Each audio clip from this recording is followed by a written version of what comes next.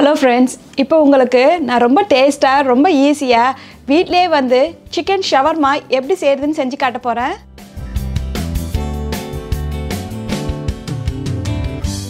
இந்த வீடியோ கொஞ்சம் லாங்கா தான் இருக்கும் ஏனா இந்த வீடியோல வந்து pita bread, pickle, garlic sauce, chicken எல்லாமே வந்து இந்த வீடியோல உங்களுக்கு செஞ்சு காட்ட போறேன். சோ ஸ்கிப் பண்ணாம இந்த ஃபுல்லா நீங்க பாருங்க. இந்த ரெசிபிக்கு வந்து நம்ம வீட்ல இருக்கிற பொருட்களை வச்சு தான் இப்போ உங்களுக்கு நான் செஞ்சு காட்ட போறேன். இப்போ chicken shawarma எப்படி நம்ம டேஸ்டா வீட்லயே செய்யலாம்னு போய் பார்க்கலாம்.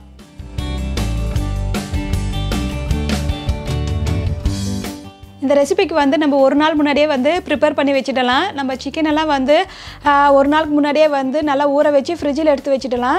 இந்த ரெசிபிக்கு வந்து chicken வந்து ரொம்ப ஊறினா தான் நல்லா டேஸ்டா இருக்கும். அதுவும் இல்லாம pickle எல்லாம் வந்து முன்னாடியே செஞ்சு வெச்சிடலாம். சாஸ் எல்லாம் வந்து முன்னாடியே செஞ்சு வெச்சிட்டா இந்த ரெசிபி வந்து டக்குன்னு நம்ம ஈஸியா வந்து உடனே நம்ம செஞ்சிடலாம்.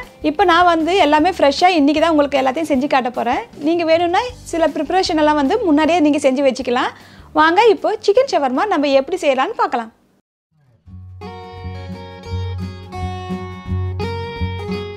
இப்போ நம்ம pita bread வந்து ரெடி பண்ணிக்கலாம். அதுக்கு வந்து ஃபர்ஸ்ட் நம்ம மாவு பிசைஞ்சிக்கணும். இன்னைக்கு வந்து நான் மைதா மாவு தான் எடுத்துர்க்கேன் pita bread செய்யிறதுக்கு. இப்போ pita bread எப்படி செய்யறதுன்னு பார்க்கலாம்.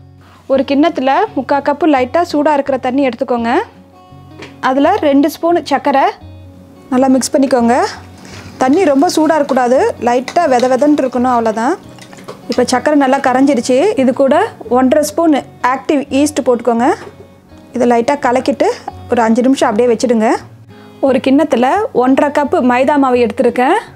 அது கூட தேவையான அளவு உப்பு போட்டுக்கோங்க. இதுல நம்ம கலக்கி வெச்சிருந்த yeast தண்ணியை வந்து ஊத்தி நல்லா mix பண்ணிக்கலாம். நல்லா கையை வச்சு நல்லா mix பண்ணிக்கோங்க. இப்போ நல்லா பிசைஞ்சாச்சு. இப்போ இது வந்து கொஞ்சம் ஸ்டிக்கியா தான் இருக்கும். இத வந்து க்ளீனான சர்ஃபேஸ்ல இப்ப போட்டு நம்ம நல்லா பிசையணும். க்ளீன் பண்ண கவுண்டர் டாப்ல கொஞ்சம் மாவு போட்டுக்கோங்க, மைதா மாவு. இதெல்லாம் நம்ம பண்ணி வச்சிருந்த மாவு போட்டு நல்லா மாலிஷ் பண்ணலாம். நல்லா உள்ளங்கையை வச்சு நல்லா பிரஸ் பண்ணி விடுங்க.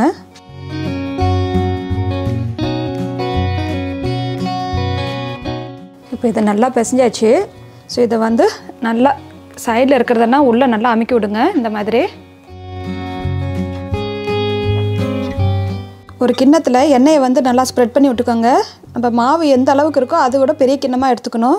இப்போ நம்ம பிசைஞ்சு வச்சிருந்த மாவு வந்து இதில் போட்டுடலாம். இதுக்கு மேலே கொஞ்சம் எண்ணெயை தடவி விட்டுடுங்க, காயாமல் இருக்கும். இதை வந்து ஒரு டவல் போட்டு நல்லா மூடி வச்சுடுங்க.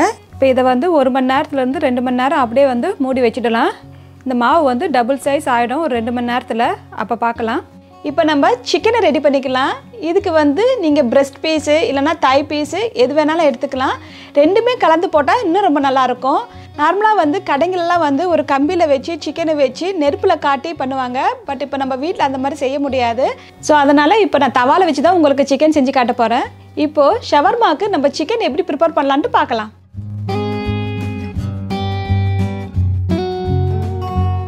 இப்போ சிக்கனை கட் பண்ணிக்கலாம். நான் வந்து பிரெஸ்ட் பீஸ் எடுத்துருக்கேன். இது வந்து ரொம்ப திக்காக இருக்குது. இதை வந்து நம்ம தின் ஸ்லைஸாக போட்டுக்கலாம். இந்த மாதிரி ஒரு 2 பீஸ் எடுத்துக்கோங்க. ரொம்ப திக்காக இருந்தால் 3 ஸ்லைஸாக போட்டுக்கோங்க, இல்லைனா 2 ஸ்லைஸாக போட்டுக்கோங்க. பாருங்கள், தின்னாக பண்ணிக்கோங்க இந்த மாதிரி. ஸோ இந்த மாதிரி எல்லாத்தையும் நம்ம கட் பண்ணிக்கலாம். ஒரு கிண்ணம் எடுத்துக்கோங்க. அதில் வந்து காரத்துக்கு தேவையான அளவு மிளகாய்த்தூள் போட்டுக்கோங்க. உப்பு தேவையான அளவு, எண்ணெய் 2 ஸ்பூன், இஞ்சி பூண்டு பேஸ்ட் 2 ஸ்பூன். பூண்டு வந்து கொஞ்சம் நிறையா இருக்கணும், இஞ்சி கொஞ்சம் கம்மியாக இருக்கணும். லெமன் ஜூஸ் 1 ஸ்பூன் அளவு ஊற்றிக்கோங்க. மிளகுத்தூள் உங்கள் காரத்துக்கு தேவையான அளவு போட்டுக்கோங்க. நான் ஒரு 1 ஸ்பூன் போட்டுக்கிறேன். ஏலக்காய் பொடி 1/4 ஸ்பூன், பட்டை பொடி 1/4 ஸ்பூன், ஜாதிக்காய் பொடி 1/4 ஸ்பூன், 1/4 கப்பு தயிர். இதை நல்லா மிக்ஸ் பண்ணிக்கோங்க.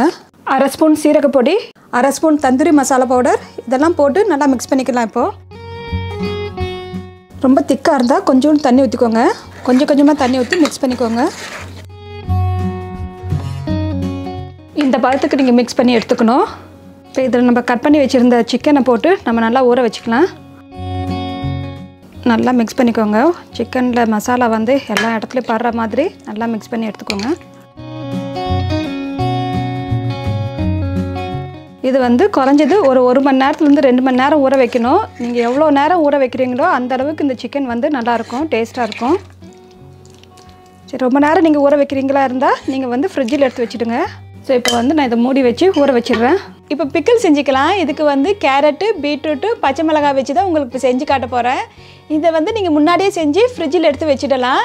இந்த சிக்கன் ஷவர்மாக்கு பிக்கிள் வந்து அட்லீஸ்ட் ஒரு நாளைக்கு முன்னாடி நீங்கள் செஞ்சு வச்சுட்டா இது நல்லா டேஸ்ட்டாக இருக்கும். வாங்க இப்போ எப்படி பிக்கிள் செய்யலான்னு பார்க்கலாம்.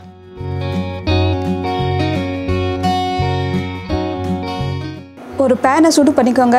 அதில் 1/4 கப்பு தண்ணி ஊற்றிக்கோங்க. அது கூட 1/2 கப்பு வினிகர், 2 டீஸ்பூன் சர்க்கரை, உப்பு தேவையான அளவு. சர்க்கரை கரைஞ்சி லைட்டாக கொதி வர வரைக்கும் நம்ம வந்து குக் பண்ணிக்கணும். பாருங்கள், இப்போ கொஞ்சம் லைட்டாக கொதி வருது. இப்போ நம்ம இந்த ஆஃப் பண்ணிடலாம் ஸ்டவ்வை. இதை தனியாக எடுத்து வச்சுக்கணும். ஒரு கிண்ணத்தில் கிட்டத்தட்ட 2 கப்பு தண்ணி ஊற்றி சூடு பண்ணிக்கோங்க. அதில் தேவையான அளவு உப்பு போட்டுக்கோங்க. நான் ஒரு 1/4 ஸ்பூன் உப்பு போட்டுக்கிறேன். தண்ணி கொதிச்சதும் அதில் வந்து கேரட்டு, பீட்ரூட் போட்டுக்கணும். இந்த மாதிரி கட் பண்ணிக்கோங்க. கேரட்டு, பீட்ரூட்டு நல்லா கழுவிட்டு தோல் சீவி ஒரு 1/2 கப்பு போட்டுக்கோங்க. இதை காய் போட்ட உடனே ஒரு நிமிஷம் அப்படியே விட்டுடுங்க. நல்லா ஒரு கொதி நல்லா வந்த உடனே ஆஃப் பண்ணிடணும். இந்த காயெல்லாம் வந்து நல்லா க்ரன்ச்சியாக இருக்கணும். அப்போ தான் வந்து அந்த பிக்கிள் வந்து நல்லாயிருக்கும். இது கூட ஒரு 10 பச்சை மிளகாய் போட்டுக்கோங்க. நீங்கள் வேணால் கட் பண்ணியும் போட்டுக்கலாம், இல்லைனா முழுசாகவும் போட்டுக்கலாம். இப்போ பாருங்கள், தண்ணி நல்லா கொதிக்குது. ஒரு கொதி வந்தால் போதும். இப்போ வந்து ஸ்டவ் ஆஃப் பண்ணிவிட்டு இதை மூடி வச்சுடுங்க ஒரு 2 நிமிஷம் வரைக்கும். இப்போ ஒரு 2 நிமிஷம் ஆயிடுச்சு. நம்ம முதல்ல செஞ்சு வச்சு இந்த வினிகர் தண்ணியில் வந்து இப்போ இந்த காயை எடுத்து நம்ம போட்டுக்கணும். இதை ஆறின உடனே நம்ம ஒரு கண்ணாடி பாட்டிலில் போட்டு நம்ம ஃப்ரிட்ஜில் எடுத்து வச்சிடணும். சரி, இப்போ வேணும் போது இதை நம்ம வந்து யூஸ் பண்ணிக்கலாம்.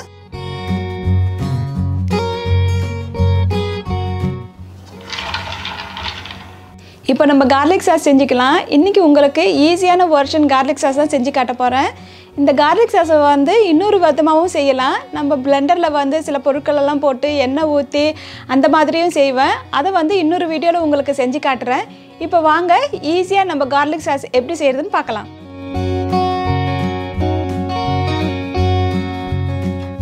ரெண்டு பீஸ் பூண்டை வந்து சின்ன சின்னதாக கட் பண்ணி ஒரு கிண்ணத்தில் எடுத்துக்கோங்க.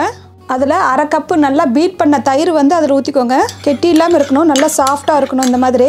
இது கூட 1/4 கப்பு மேயோ, உப்பு தேவையான அளவு. நீங்கள் உப்பு போடும்போது பார்த்து போட்டுக்கோங்க. மேயோலையும் கொஞ்சம் உப்பு இருக்கும். 1/4 ஸ்பூன் பவுடர் பண்ண சர்க்கரை, மிளகுத்தூள் 1/4 ஸ்பூன், எலுமிச்சம்பழம் ஜூஸ் ஒரு ஸ்பூன் ஊற்றிக்கோங்க.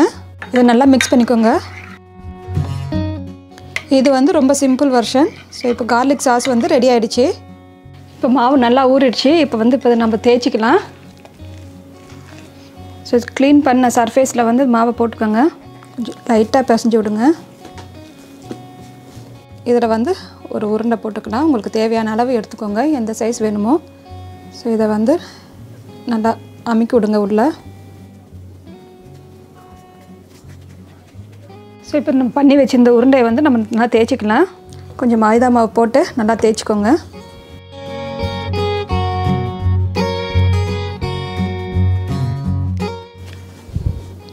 இந்த மாதிரி தேய்ச்சிக்கோங்க. ரொம்ப நைஸாகவும் தேய்க்கூடாது, ரொம்ப திக்காகவும் தேய்க்கூடாது. இந்த அளவுக்கு நீங்கள் தேய்ச்சிக்கோங்க, இந்த திக்னஸ்க்கு. இப்போ வந்து தோசைக்கல்லில் போட்டு எடுத்துக்கலாம். மீடியம் ஹீட்டில் வச்சு தவாவை வந்து சூடு பண்ணிக்கோங்க. இப்போ கல் சூடாகிடுச்சு. ஸோ இதில் வந்து நம்ம பண்ணி வச்சுருந்த ப்ரெட்டை வந்து போட்டுக்கலாம். 2 பக்கமும் நல்லா ப்ரௌன் ஆகி வேகிற வரைக்கும் நம்ம நல்லா வேக வச்சு எடுத்துக்கணும். ஒரு பக்கம் ஒரு 1/2 நிமிஷம் வெந்த உடனே திருப்பி போடுங்க. திருப்பி போட்டு கொஞ்சம் நேரம் கழித்து ஒரு டவலை வச்சு நல்லா அமுக்கி விடுங்க. ப்ரெஸ் பண்ணி விடுங்க. நல்லா சாஃப்டாக வரும், நல்லா உப்பி வரும்.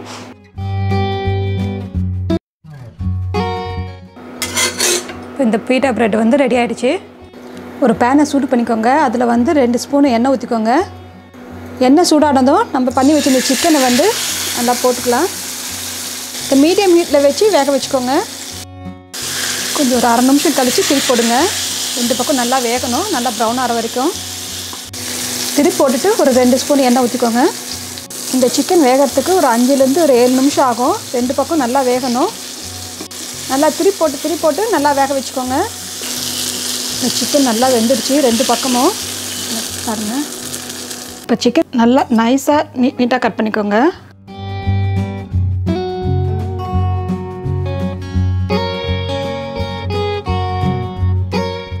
இப்போ நான் வந்து sauce, pickle, beta bread, chicken எல்லாத்தையும் ரெடி பண்ணிட்டேன். இது கூட சில காய்கறியும் வெட்டி வச்சுருக்கேன்.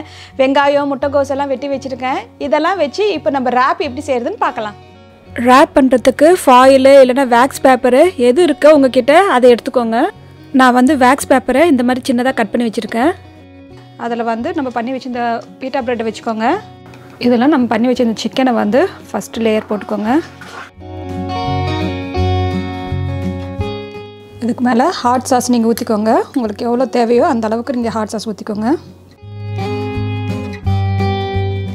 இப்போ பண்ணி வச்சிருந்த கார்லிக் சாஸ் அதுக்கு மேலே ஊற்றிக்கோங்க. ஸோ உங்களுக்கு தேவையான அளவு நீங்கள் ஊற்றிக்கோங்க. இதுக்கு மேலே நம்ம பண்ணி வச்சிருந்த பிக்கில் வந்து நம்ம அரேஞ்ச் பண்ணிக்கலாம். உங்களுக்கு எவ்வளோ வேணுமோ அந்த அளவுக்கு நீங்கள் வச்சுக்கோங்க. நான் வந்து முட்டைக்கோஸை வந்து நீட்டாக கட் பண்ணி வச்சுருக்கேன். வெங்காயமும் நீட்டாக கட் பண்ணி வச்சுருக்கேன். வெள்ளரிக்காவும் கட் பண்ணி வச்சுருக்கேன். இதெல்லாம் உங்களுக்கு எவ்வளோ தேவையோ நீங்கள் அந்த அளவுக்கு நீங்கள் போட்டுக்கோங்க.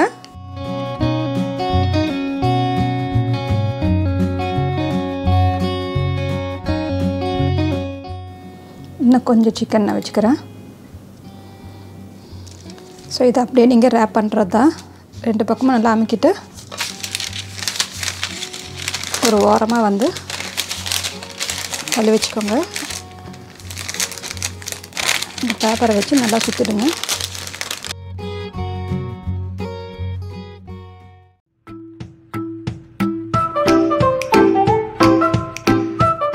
இப்போ நம்ம பண்ண சிக்கன் ஷவர்மா ரெடி ஆகிடுச்சு. நீங்களும் இதே மாதிரி செஞ்சு பார்த்துட்டு எப்படி இருந்துச்சுன்னு கமெண்ட்ஸ் பண்ணுங்கள். உங்களுக்கு ஏதாவது இந்த ரெசிபியில் டவுட் இருந்தாலும் கமெண்ட்ஸ் பண்ணுங்கள், நான் ரிப்ளை பண்ணுறேன். நம்ம அடுத்த வீடியோவில் பார்க்கலாம். பாய், தேங்க்யூ.